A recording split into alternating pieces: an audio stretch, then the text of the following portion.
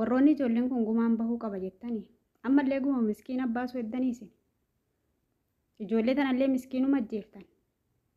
namoonni tokko abbaa malee guddisan warra jedhatu baay'ata miidiyaa kanarra kadeemee jechuudha suuraa jaraa maxxanfate isaan majjeestanii gumaa baasuu eddanillee miskiinuma ajjeestanii miskiinuma akkana ajjeestanii gumaa baastan immoo ajjechan akkanaa kun nurra haa dhaabbatu jedhee arsilleen gadi bahee wallolleen gadi bahee wallaalaa isaa maraataa isaa ofirraa baasee darbee seeratti kennuu qabamu nu daangaa walloo Saudi Arabiyaadha daangaa walloo hin qabnu Saudi Arabiyaadha daangaa Arsii hin qabnu gochi kun nurraa dhaabbachuu qaba jedhee namni sammuun isaa yaadu namni namooma qabu hamaa isaa badaa isaa gadi baasee ofirraa kennuu qabamu gumaa naa kafalamu jechuu qaba suuraa ijoollee kanaa maxxanfate meeqa kamtu jira ijoolleen kun suuraan jaraa mul'ate kan haadhaaf abbaan obboleeyyan isaa boru naa bilbila mucaan kiyya boru naa bilbila iftaan naa bilbilattee bilbiluma qofa eegaa jirtu kan gastirra fiddanii tumaa turtan sana nuti fuula isaan agarre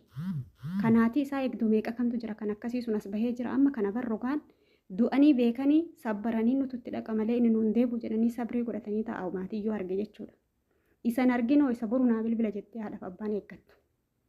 miskiin akkanaattu karadhumaa jira wanta kana gadi bahaa balaaleffadha ammallee gumaan isin nu baasattan maali miti warra gocha akkanaa kana dalagu sa'aatii 12 gastirra taa'ee haadha namaa harrabsee miskiina karaa deemu adamsaa jiru ajjeesaa jiru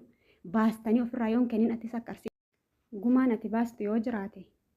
atillee akka arsiititti maraataa kee baastee dabarsitee ofirraa kennuu gowwaa kee keessattuu ijoolleen arsii feemasummaaf lolti malee arsii jaalattee yookiin miskiin arsii ka du'aa jiru jaalattee akka lolli beeki inni wallollee beekamti margachuu fi ani gootuma farguudhaaf malee walloo jaalatee akka lolli beeki so walloo jaalatee ilma dhiiraa tokko muka gogaan gudeedii ani walloon jedhu seenaa badduudha tuni seenaa galmaa ullee hin qabne seenaa walloo waamamullee hin qabne kana laaltanii warri wallollee badaa keessan baaftanii ofirraa kennu yoo dandeettan hidhachuu inniin arsillee badaa kee baaftee kennu yoo dandeetta hidhatu kanaayyoon tahini gumaan ati baafattu hin jiru